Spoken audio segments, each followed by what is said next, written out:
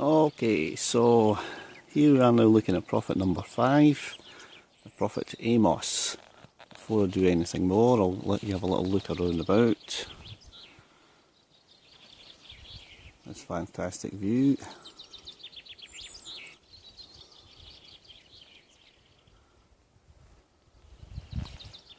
And we're actually speaking from Loch Muick, which is in the Balmoral estate, Her Majesty the Queen's estate. Absolutely beautiful morning.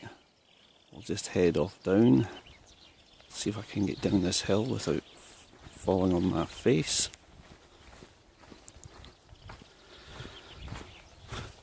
That cottage you see behind us, this is Alton Jusick, cottage you can rent from Her Majesty if you feel the need or would like to explore the north of Scotland in the Scottish highlands. Okay, back to the prophet Amos. You'll find him in this book here. We're following this book on the 12 minor prophets, summaries of the minor prophets.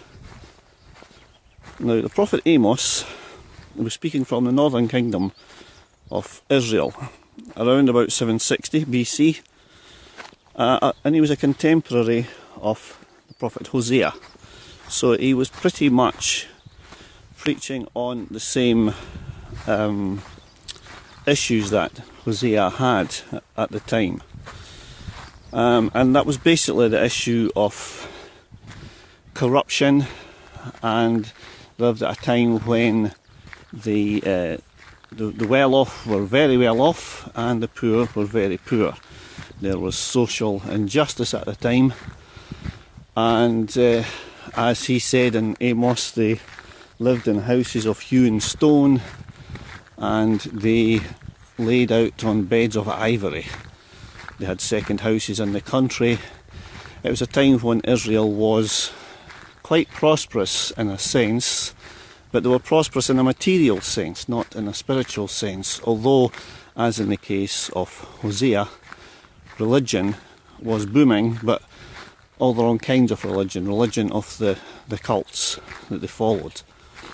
Amos himself, the name means burden bearer, and Amos was pretty much, maybe despised, not too strong a word, because Amos was from the southern kingdom of Judah, and he wasn't even a priest. He wasn't recognised as a prophet by a lot of the people, and he was in fact a farmer. Quite unusual among the prophets for that respect. And so they didn't pay too much attention to him, unfortunately. And Amos seemed to be, as we would call it, beating his head against the wall and getting nowhere with them. But that was his main issue. God sent him to again warn them of the injustices and the lack of fair judgment in the country, and the fact, of course, again had committed adultery with foreign gods and had wandered away from the true God.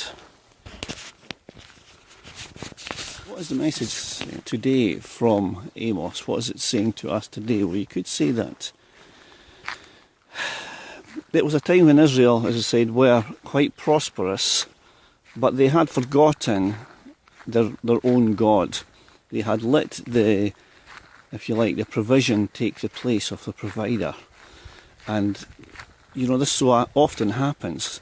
Why is it that in times of difficulties we turn to God and we seek His guidance, His wisdom? But in times when things are going well for us, these are the very times where we seem to forget all about God, and we look more at God's provision. So we look at, as I said, the provision rather than the provider. I'll give you another quick look around us here, just for the sake of this tremendous view. Alright, still snow on the mountain tops here. Looking around, and looking right behind us, up over these mountains is Loch Nagar. And there in the background is the cottage I'm staying in at Alt Nizusic. So here we are, continuing on our little wander. Yes, so this is what happened to Israel. When they were prosperous, they seemed to walk away from the very God that had given them the prosperity when they were doing well.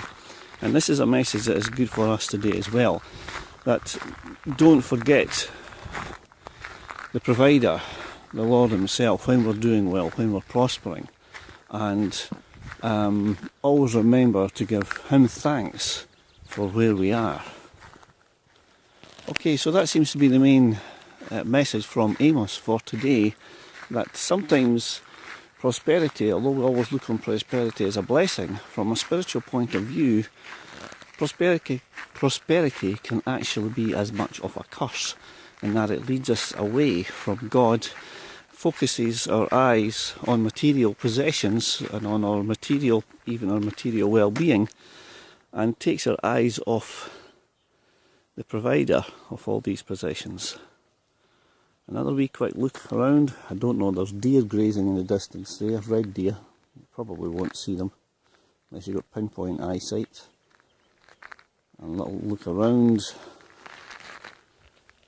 again, just to give some views. We're heading down this road towards Loch Muick, and round again in the distance,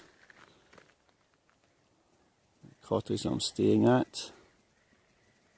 There we are, full circle. Okay, that's it for Amos. Very short summary talk. Far too many distractions on this absolutely beautiful morning. The next prophet we're going to look at, number 6, is Prophet Micah. Don't even know if you can see that, but it's Prophet Micah coming up next. Thanks for listening in.